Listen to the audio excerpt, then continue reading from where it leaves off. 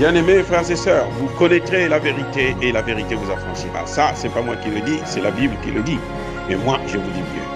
Vous connaîtrez la vérité historique, notamment celle de vos ancêtres kémites, et vous aurez une vision globale de ce que c'est que la vraie souveraineté politique. J'ajoute, vous reviendrez à la spiritualité africaine ancestrale et vous comprendrez les enjeux de l'indépendance économique.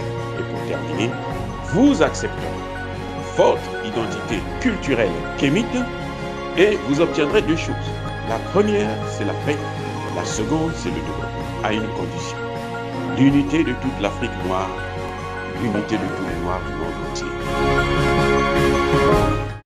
Otep à tous, bienvenue sur la chaîne des panafricanistes par essence, par conviction et par excellence. Celle des citoyens kémites par nécessité et obligation de combat. Nous sommes une chaîne qui n'est guidée que par nos ancêtres et rien que par les ancêtres qui appartiennent à l'égrégore du monde noir. Par conséquent, nous ne croyons en aucun Dieu venu de l'étranger. Toutefois, cette vidéo n'est aucunement destinée à inciter à la haine ou à la violence, car nous menons un combat qui est d'abord et avant tout spirituel, intellectuel et démocratique. Ensuite, il est politique, géopolitique et géostratégique. Contre l'impérialisme, le colonialisme, le néocolonialisme et l'endocolona, qui sont tous qualifiés de crimes contre l'humanité. Nous menons ce combat sur la base du principe fondamental que nous avons hérité de nos ancêtres kémites, qui est celui de la Mahat, c'est-à-dire solidarité, vérité et justice. Vous êtes donc en droit de connaître la vérité et nous avons l'obligation de vous dire la vérité, rien que la vérité, afin que justice soit rendue au continent africain. Et ça, c'est notre modeste contribution dans cette noble lutte en faveur de la souveraineté, la dignité, la solidarité et l'unité africaine. C'est exactement ça que nous appelons le panafricanisme. Bien-aimés frères et sœurs, la CEI, la Commission électorale indépendante en Côte d'Ivoire, répond aux ordres d'Alassane Ouattara. Alassane Ouattara répond aux ordres de la France et de l'OTAN. La CEI a radié le président Gbagbo et d'autres personnalités, d'autres citoyens ivoiriens. Pour nous, c'est le cas le plus important, c'est celui de Gbagbo. En radiant Gbagbo, la CEI est en train d'allumer la flamme de la guerre, la flamme de la division, la flamme de l'instabilité. Elle est en train d'allumer j'allais dire, le feu qui va empêcher à ce que la Côte d'Ivoire puisse aller vers les élections paisibles et transparentes. Elle est en train d'allumer la flamme de l'antidémocratie. La démocratie que prônent les Occidentaux, là, elle n'est pas favorable à leurs objectifs au moment actuel, notamment en Afrique.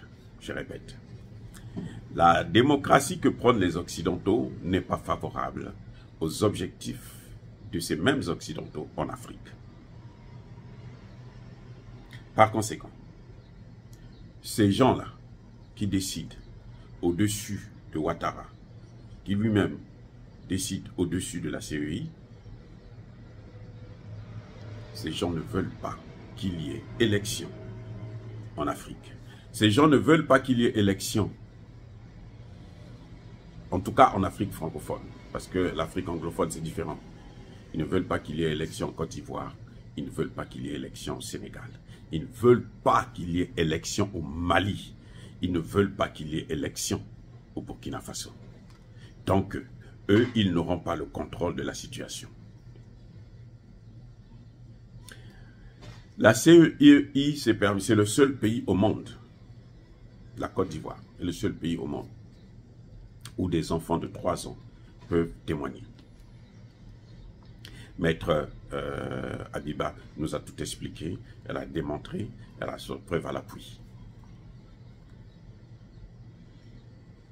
C'est le seul pays au monde. Moi, je n'ai jamais vu des enfants de 3 ans aller voter. Bon, je ne sais pas, mais en Côte d'Ivoire, des enfants de 3 ans votent. Les morts, oh là là, les morts, c'est même pas la peine. Nos frères et sœurs qui sont partis là, qui ont rejoint les ancêtres, eux aussi viennent voter. Dans la même liste là, que celle des vivants. Ça, c'est la CEI. Et c'est-à-dire que ce n'est pas possible. Maintenant, des citoyens paisibles, comme le président, l'ancien président de la République, Laurent Gbagbo, on dit, toi tu es exclu. On va prendre des morts, on met à la place. Est-ce que vous pensez que c'est sérieux? Ça signifie quoi? Ils savent, Alassane Ouattara le sait, exclure les Goudier, exclure Guillaume Soro, personne ne va faire couler ses larmes pour eux. Mais radier Laurent Gbagbo, comme ils l'ont fait là, dans la liste électorale provisoire, ça, il sait, Alassane Ouattara sait que les Ivoiriens ne seront pas contents. Donc, il est en train de diviser les Ivoiriens. La majorité des Ivoiriens, parce que le président Bédié est en train de soutenir Laurent Gbagbo. Donc, ça veut dire que nous avons près de au moins 75% de la population en âge de voter qui soutient Gbagbo contre une minorité qui soutient encore Ouattara. Donc, ils veulent créer une crise, une nouvelle crise en Côte d'Ivoire. Et pourquoi? C'est là la vraie question. Pourquoi créer une nouvelle crise? Mais parce qu'on ne veut pas la démocratie. Puisque visiblement, le mandat, le terme d'Alassane, le mandat d'Alassane Ouattara est arrivé à son terme. Et qu'il ne peut pas renouveler. Et qu'un autre candidat ne peut pas gagner. Du camp de Ouattara, bien sûr. Et que le pouvoir doit repartir vers le même Gbagbo qu'ils ont persécuté hier. À qui ils ont volé la victoire. Eh oui. Donc, on nous ramène encore à 2002-2010. Pour empêcher à ce qu'ils puissent avoir des élections, pour que eux, ils puissent continuer à rester là. Parce que s'ils ne contrôlent pas la situation, ils vont perdre.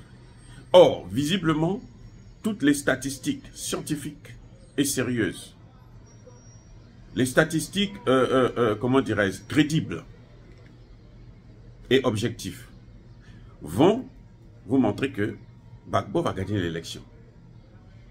Au pire des cas, c'est Bédié. Ou un homme de Bédié. Or, Gbagbo ne peut pas être leur homme. Ils ne peuvent pas soutenir Gbagbo. Ils savent que Gbagbo, c'est un panafricaniste. Le parti de Gbagbo, là, c'est le PP, là, P, là, c'est parti panafricaniste, africain. Maintenant, c'est le Côte d'Ivoire. C'est un mouvement qui est en train de commencer. Bientôt, vous allez entendre, il y a parti panafricaniste africain du Congo, parti panafricaniste africain de la Gambie, ainsi de suite. Gbagbo a commencé là. C'est à cause de Gbagbo que nous, aujourd'hui, nous sommes devenus des panafricanistes. Pour soutenir la Côte d'Ivoire, pour soutenir le combat qu'il a mené face à l'Occident, pour soutenir le combat de la liberté, de la souveraineté africaine. En fait, c'est à cause le renouveau, la renaissance panafricaniste est rené là, avec Gbagbo. Depuis les Thomas Sankara, ça a commencé à disparaître jusqu'à ce qu'on assassine Kadhafi. Mais c'est Gbagbo qui est venu réveiller ça encore, cette flamme-là. Donc eux, ils ne peuvent pas tolérer qu'il y ait la démocratie en Côte d'Ivoire. Ils ne peuvent pas tolérer qu'il y ait la démocratie au Sénégal. C'est pour ça qu'ils agitent la fibre de la division.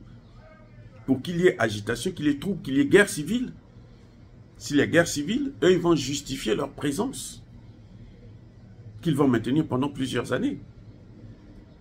C'est pour ça que je dis, mais lorsque Sonko appelle à la communauté internationale de comprendre, mais c'est cette communauté internationale qui est derrière le conflit. Quand vous voyez au Mali, ils n'ont pas le contrôle de l'élection prochaine au Mali. Ils n'ont pas le contrôle. Ils n'ont pas. Si le Mali organise des élections aujourd'hui, là, ça ne peut être qu'un homme d'Assimi Goïta qui va prendre le pouvoir. Même si Assimi Goïta ils font tout pour qu'il ne se présente pas. À supposer qu'il ne se présente pas. Ça va être un autre Assimi Goïta. Et celui qui va venir là sera peut-être même plus dur qu'Assimi Goïta. Là.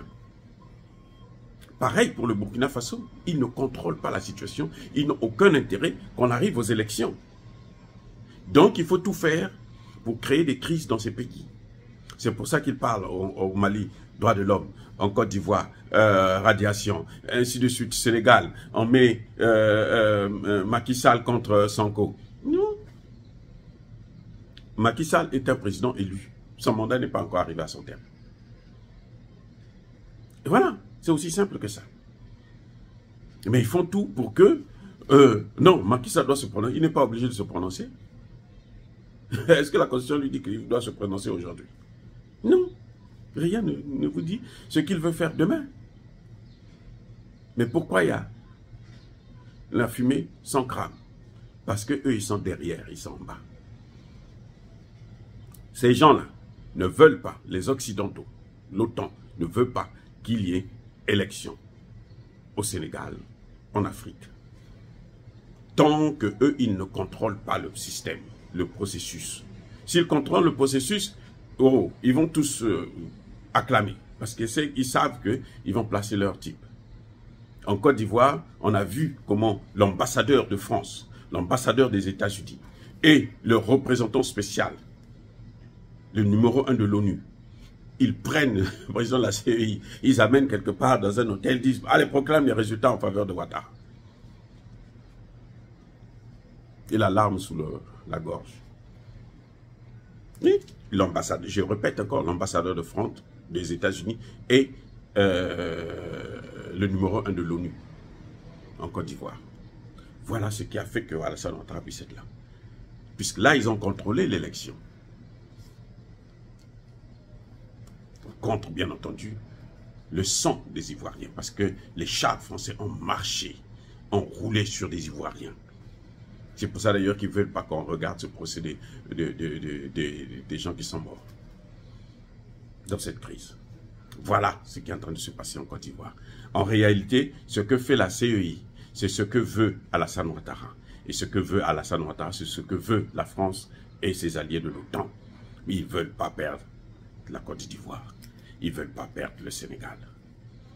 C'est pour ça que vous voyez toute cette agitation-là. C'est à nous, Africains, d'être vigilants pour ne pas tomber encore dans une crise qui va leur donner la possibilité de reprendre la main. Dire cela, c'est inciter à la haine ou à la violence, non.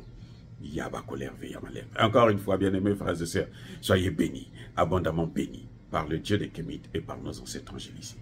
Mais que tous ceux qui persécutent le continent africain, le pillent et le déstabilisent, qu'ils soient noirs, blancs, chinois, arabes, indiens, qui qu'ils soient maudits, punis, foudroyés, neutralisés, effacés, écrasés par ce Dieu des Kémites et par nos ancêtres angélisés. Vive l'Afrique éternelle, j'ai dit et j'assume.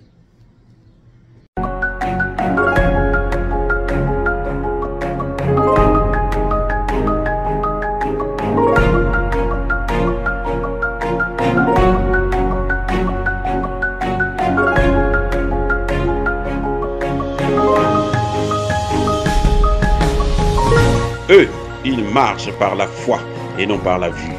Mais moi, je vous conseille vivement de marcher par la connaissance scientifique et historique, notamment celle de nos ancêtres kémites, par les 5 sens et par l'intelligence.